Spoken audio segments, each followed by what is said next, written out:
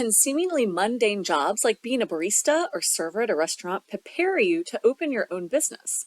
Would you be willing to launch that business and get married all within 2 months of each other? Stay tuned as Mikel walks us through the journey from graduation to founder and CEO with some valuable pro tips thrown in along the way. I am so excited to have Mikel Howard as our guest today. So, Mikel and I actually met whenever he was one of my students Right. while we were both at Missouri State University. Hard to believe that that has already been exactly a decade ago that you graduated. But Wow. what a 10 years it has been. You have done some amazing things, including now being the founder and CEO of Black Fox Media.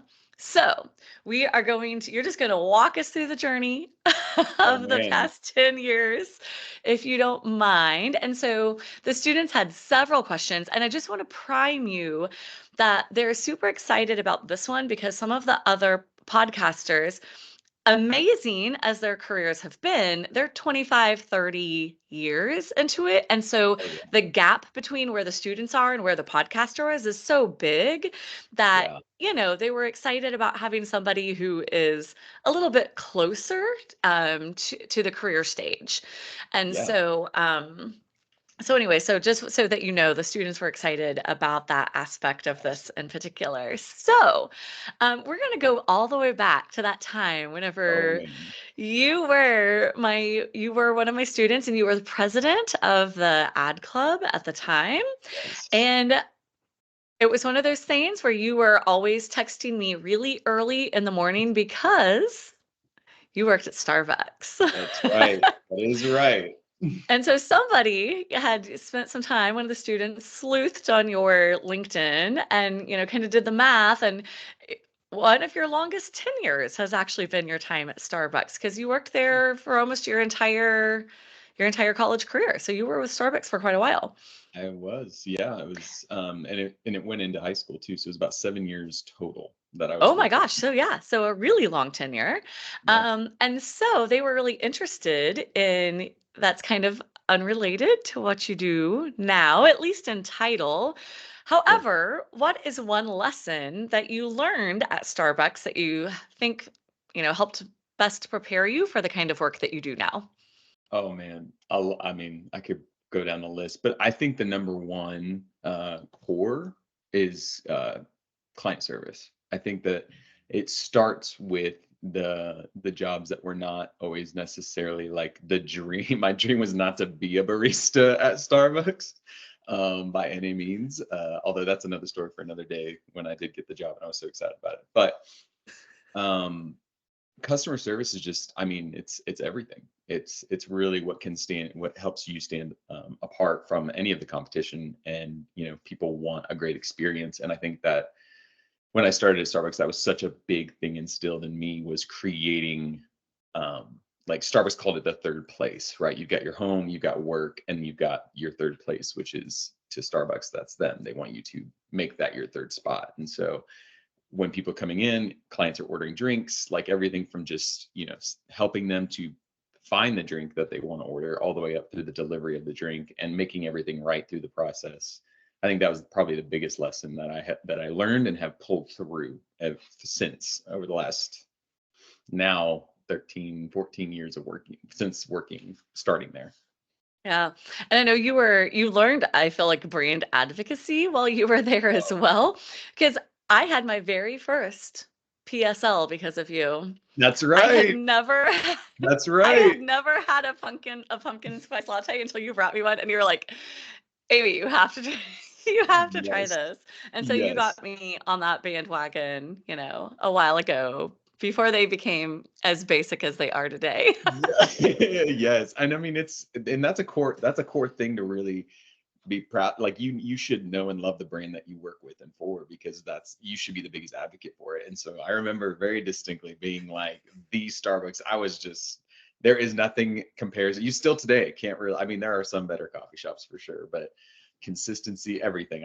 Anyway, Yep. biggest fan, Yep. big fan. Agreed. Absolutely love it. Okay, so speaking about that time at Missouri State, so You had listed in your profile, like I said, the students did a great job kind of digging into your profile, seeing some of the things that you had said. But you kind of called it extreme, like out of the box thinking. That was a result of your time at Missouri State. So can you kind of talk us through an example or something about your time at Missouri State that really helped with some of that um, extreme commitment to Mhm. branding and helped develop your passion for marketing and helping lay the foundation for what it is that you do today? Yeah, I think I mean I think a lot of it comes down to just being extremely committed to like your vision and your goal for your life. Like for me, I just knew I wanted to be in marketing. Like it was like at 14 in middle school, I don't know why or what any 14-year-old knows actually what they want to be doing. But I just knew I was like, I feel like God really told me in that moment that's what I should be doing. And I went hard. Like I was on a mission and a purpose when I went to Missouri State. And part of that comes into my background. Like I was a first generation college student. So, my parents had not been to college. They didn't understand what that would look like. So I had no guidance and I had to just kind of figure it out. But I was committed to getting out of the small town I grew up in. I never wanted to go back. I graduated high school, moved out, and never went back. And I just really locked arms with the people around me to try my best to build the dream that I was trying to achieve, and which was graduating with a marketing degree. And a lot of it, I do. I give a lot of credit to you, Dr. Amy, of just helping me um, with that whole season of life, coming into college, going into marketing, connecting with you, and really being so dedicated to like making things extremely excellent, not only for my life, but in everything that we do, everything we turn in. I mean, it was just a core, like extreme is probably a terrible word to describe, but it was probably a great word. It was like pretty extreme. I was diehard, from waking up at 3:30 a.m. to go to work, to coming to class, to homework late at night, to leaving the clubs, to networking events. And I mean, it was exhausting now that I look back on it, but I think the extreme commitment to what my goal and my dreams and desires were is what helped me graduate not only on time but also get a job right out of college. Not it was Yeah. no there was no luck involved. It was a lot of hard work, a lot of faith, and a lot of grace. And honestly, like from professor perspective, you were coachable. You were willing, like whenever I gave you advice or whenever I said, "Hey, like this is what you need to do," you were all in. Like you did it, and Yeah. so there wasn't any luck. I know you were so nervous about getting that first job, and I was like, I kept telling you, "No, like, you have nothing to worry about. You are going to get a job. You're going to have options.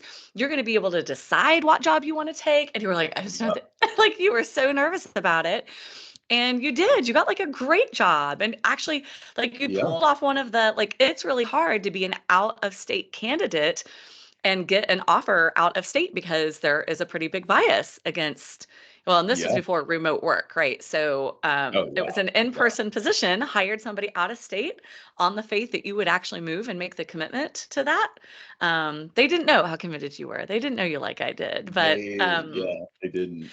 but it was, yeah, amazing. And so so kudos to you. I think that that is a really big thing that I would like for students to hear is that Yeah. um, whenever you're given these sorts of opportunities, your willingness to be coachable and to implement the advice that you're given is really a big piece of that. And that was one of the Yeah. things. That's why we still have a relationship today, is True. because Yep. it didn't like fall on deaf ears, and it was just like, Yeah. okay, well, Michael's gonna do what Michael's gonna do.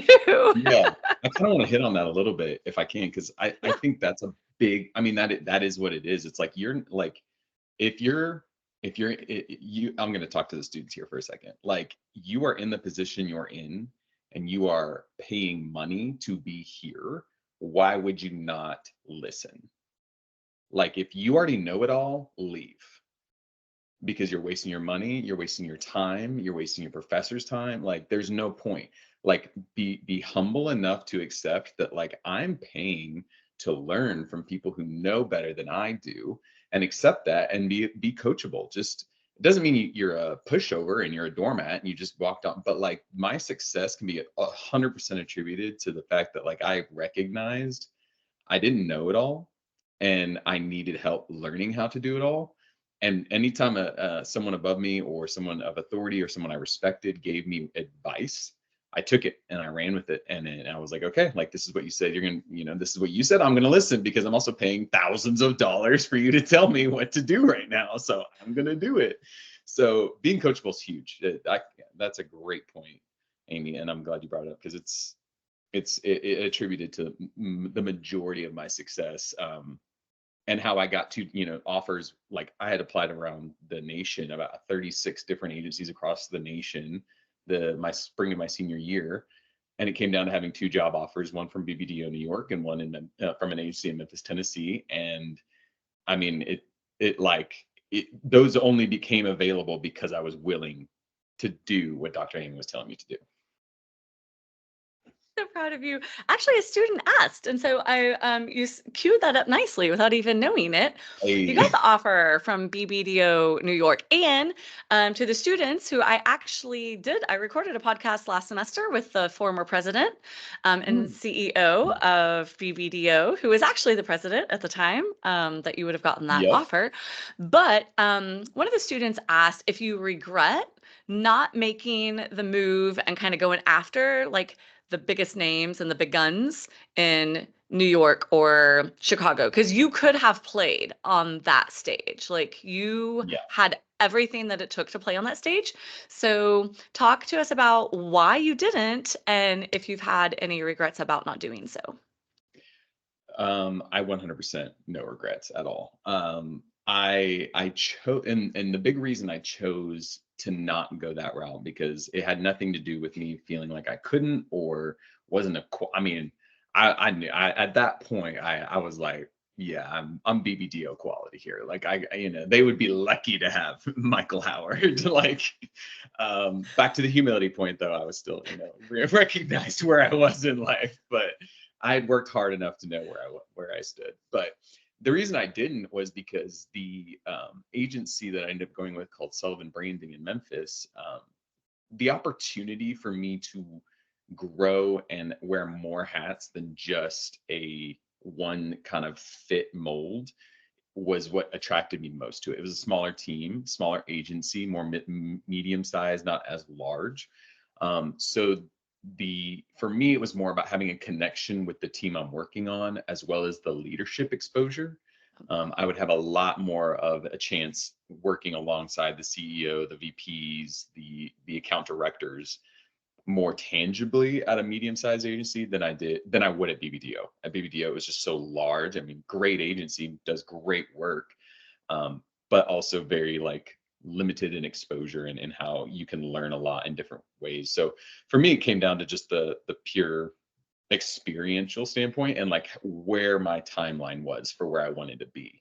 If I go to BBDO, will I be able to achieve my goals sooner or slower? If I go to Sullivan sooner, so it was, and then when I kind of evened that out, was like, honestly, going to Sullivan, I'll be able to probably achieve my goal of owning an agency sooner. Seemed more realistic as well, just from the mere standpoint of exposure, to different areas of creative and accounts and within leadership. Yeah. Okay, so let's talk about that because they're also very interested in. So, what is an achievement up until this point, or a goal that you have already accomplished that you're most proud of? Ooh. Outside of marrying my gorgeous wife, because she's pretty amazing, and that was a pretty big goal. I That was a spent reach. It was a reach, and you it got was, it. I mean, I married out of my league for sure and was single for a long time. I had high standards, okay, and she had even higher, so it all worked out. But professionally, I would say, man, biggest goal. I would probably, I mean, I'm most proud of starting my agency for sure. Black Fox Media. We started a couple years. We're now in our third year.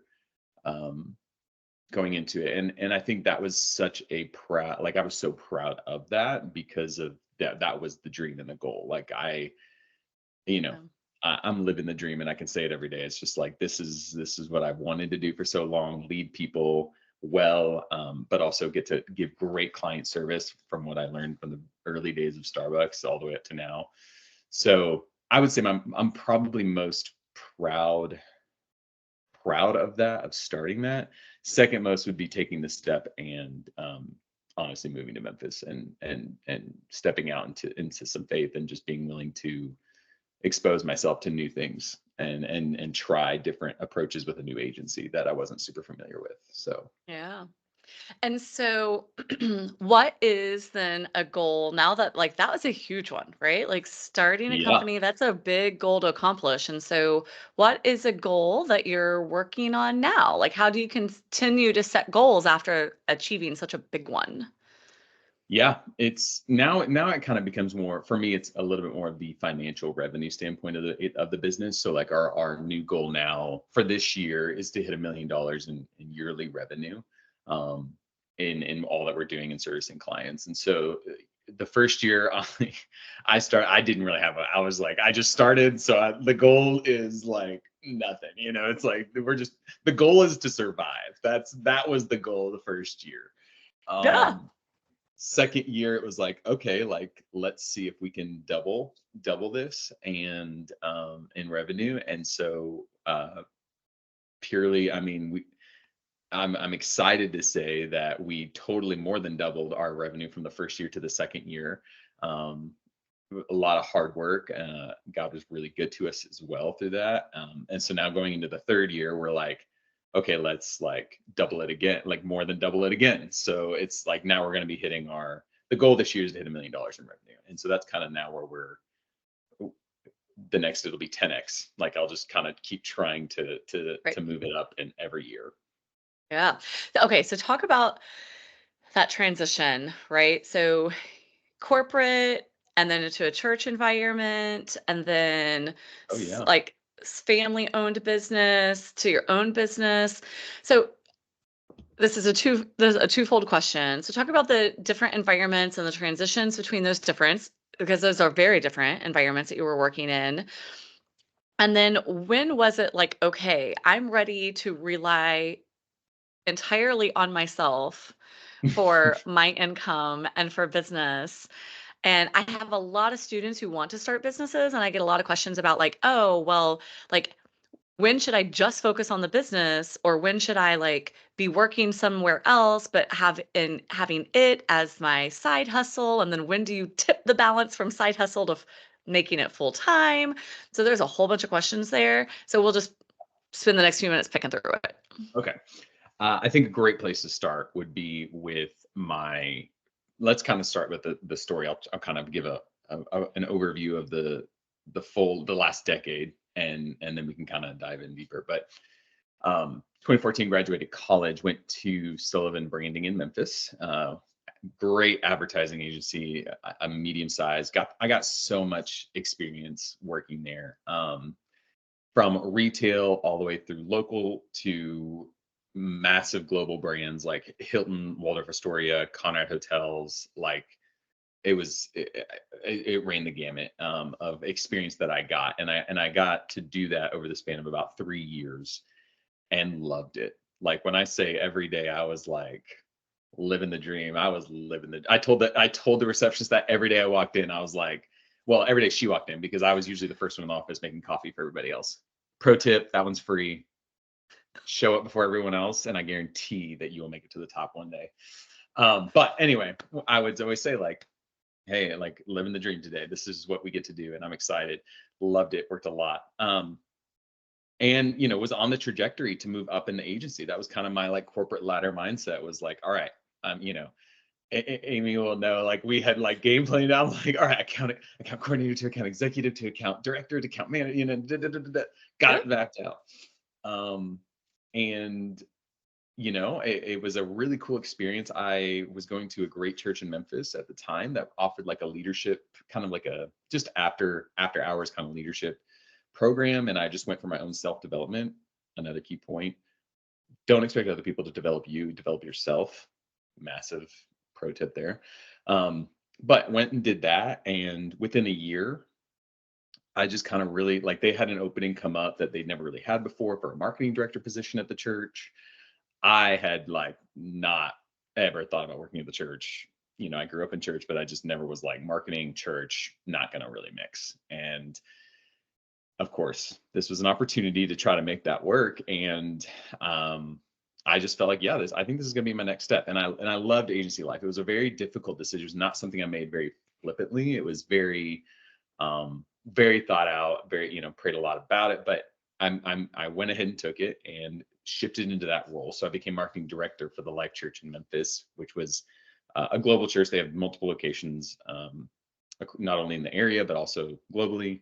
And so it was a really unique approach to go client side. It was a cool way for me to kind of experience now, okay, I've worked in an agency setting. You've got multiple different clients wearing multiple different hats. Now I'm going client side and working in house with almost seeing the agency life inside of a client, which is kind of was a really cool experience to see.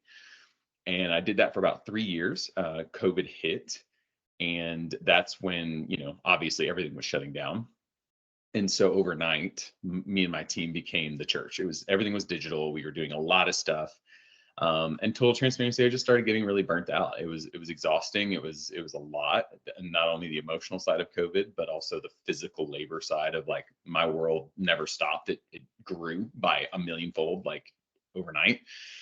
And I had a great opportunity come across my desk for me potentially moving out of that role and working at a local. It was a startup. Had been around for a couple of years, but a startup real estate investment firm in Memphis, Tennessee. I had known the owner previously from years before, and he, was looking for a marketing director, and I just felt like that was my next step. Kind of let's take this. Never really been in real estate besides owning a house, but let's just kind of step into it and see. Um, that in a nutshell turned out to be a terrible, like it was a very dark, terrible experience for me. Come to find out that the owner had been embezzling millions of dollars, Ponzi scheming it. Another pro tip: have integrity if you're ever going to own a business, because it's kind of a big deal. Um, and yeah, so it went about 6 months into a really terrible season, a lot of chaos, a lot of like I didn't really understand what was going on in life, and how I'd always worked W2, and there's this sense of safety around W2 income. Like I work, I get paid. It's kind of that simple. And this became a situation where I worked for several months and never got paid. And so that really opened up my eyes, obviously, to just sometimes there can be terrible people in the world, and you learn from the decisions you make. But I got out of that, went back into agency life. So I went to work for another local agency in the area of Memphis called Younger Associates. Wild turn of events. They had a position open for account director on their church account that they had for a church that they were working with. So it just kind of worked. It was like I get the best of both worlds now. I get to be back in agency life, which I loved, but I also get to work with a church, which I also love. So was great. Was in there for a couple months, and during that time, I just kind of realized for myself, like been through a lot the last 6 months, realized that the world needs better business people who operate with integrity, who are honest, who are transparent, and also skilled. And I really think that it's about time I make the step to do that. So I had some friends reach out wanting me to do some freelancing. So I definitely did do the 9 to 5, 5 to 9 gig, where you got your day job, and then you're hustling it at night and early in the morning on the side. Doing a lot of honestly, it was grunt work. It was a lot of social media, like strategy, planning, designing. I'm not a designer by trade, just so we're clear. Like it was rough, but I remember signing my first client and as a freelancer, and I was so excited. And I'll be transparent on this call. Like it was not a lot of money. Like I'll be frank, it was like $400 a month, and I was managing this fitness guy's social media content and strategy. Like I was working. It was insane. It was my hourly rate was negative. It was like it was so bad. But I was just so excited to have experience starting, right? I was willing to make the sacrifice of like, I'm not in this to make a ton of money. I'm in it to build something. So over time, by doing that, I was exposed to more people, and things started coming in. So about a year went by where I was working at this other agency, and I'd built up the side hustle enough. So about 12 months of really hustling it to where now I was able to potentially step out and do my own thing. And for timing, my wife and I had started dating that year, and we were getting married in March of 2022. So this is now December of 21. I'm like, okay, I think I'm at a place where I could probably maybe step out, but I'm getting married in 2 months. I'm not really sure if this is the wisest move. um, but Yeah, that's big. it Those are was a two really, really big life things coalescing at the yeah, same time. Yeah. yeah, very, very big things.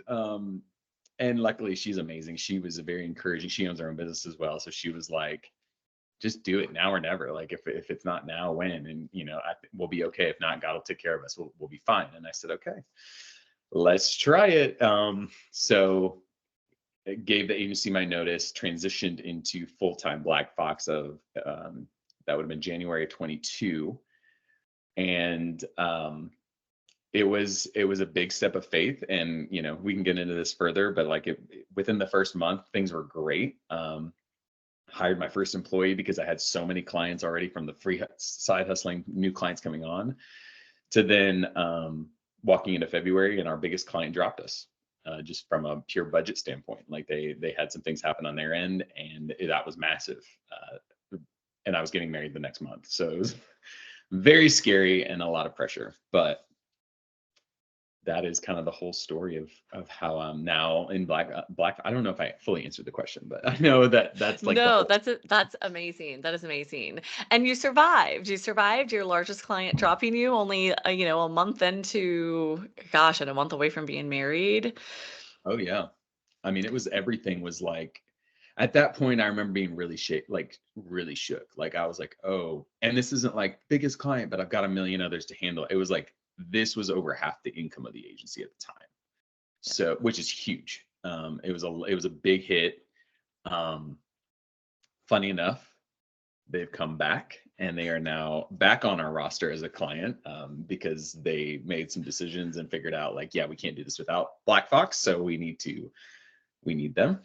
Um, when you have such a high excellence standard and client service, that's why they will come back, because we care more than anything. So yeah, it was scary, and it's just you have to face it with as much courage as you can muster and as much faith as you have, and you just have to then go back into hustle mode, right? Like, all right, what are we going to do? How do we figure it out? Like, I've got people's livelihood on the line. Like, they're expecting a paycheck from me. I can't not pay them. I've been through that personally, so I'm never going to do that to somebody. So yeah, it was pretty rocky there for a minute. I hear lots of students say they want to own their own business, but are you really equipped to handle the pressure of other people's livelihoods being dependent on you? Do you thrive or buckle under that kind of pressure? Can you go into problem solving mode when your biggest source of revenue leaves? Stay tuned for part 2 of our conversation when Michael talks about how he incorporates his faith into his professional life.